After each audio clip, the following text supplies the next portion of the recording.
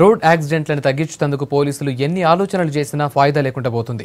City రోడ్ల మీద అడ్డగోలుగా బండ్లు నడిపి జనం ప్రాణాలు తీస్తున్నోళ్ల మీద కేసులు ఎన్ని పెట్టినా బండ్ల స్పీడ్కు మాత్రం బ్రేకులు పడతలేవు. దీంతోని ప్రతి ఏడు వేలాది మంది ప్రాణాలు పోగొట్టుకుంటూనే ఉన్నారు. ఈ ఏడు ఇప్పటికే 927 యాక్సిడెంట్లు అయినాయి అంటున్నారు పోలీసులు.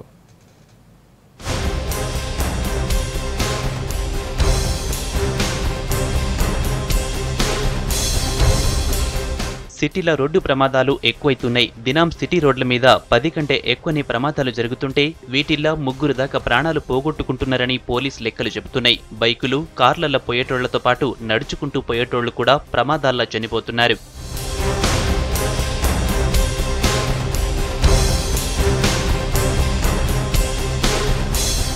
పోయినేడు హైదరాబాద్ రోడ్ల మీద మొత్తం 2271 ప్రమాదాలు జరిగితే దాంట్లో 371 మంది చనిపోయారు. చాలా మందికి దెబ్బలు తాకినాయి. ఇట్లనే ఈ ఏడు ఇప్పటిదాకా 923 యాక్సిడెంట్లు కాగా 106 మంది చనిపోయారు. 827 మందికి దెబ్బలు తాకినాయి. జనవరి నెలల 33 మంది చనిపోతే 224 మందికి దెబ్బలు తగిలినాయి. ఫిబ్రవరిలో 195 ప్రమాదాలైతే 15 మంది ప్రాణాలిడిశారు. 204 మందికి దెబ్బలు తగిలినాయి. మార్చిలో జరిగిన 204 ప్రమాదాలల్లో 30 మంది ప్రాణాలు పోతే 198 మందికి దెబ్బలు తాకినాయి.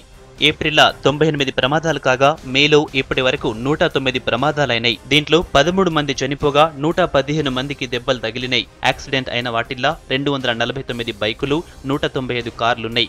మిగిలినవి ఆటోలు, లారీలు, ప్రైవేట్ బస్సులు. ఈ ప్రమాదాలల్లో ఎక్కువ మంది 20 నుంచి 30 ఏళ్ల నడుమ వయసు ఉన్నోళ్లే ప్రాణాలు పోగొట్టుకున్నారు.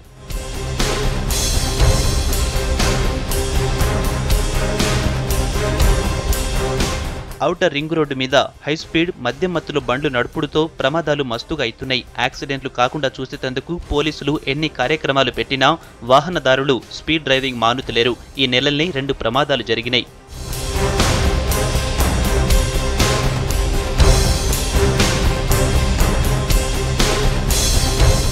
ప్రతేడు ఎక్కువైతున్న రోడ్డు ప్రమాదాలకు ప్రధాన కారణం రోడ్ సేఫ్టీ రూల్స్ పాటించకపోవడమే అంటున్నారు పోలీసులు. వీటిని తగ్గించేందుకు drunk and drive, rash driving పై ప్రత్యేక నజర్ పెట్టామంటున్నారు.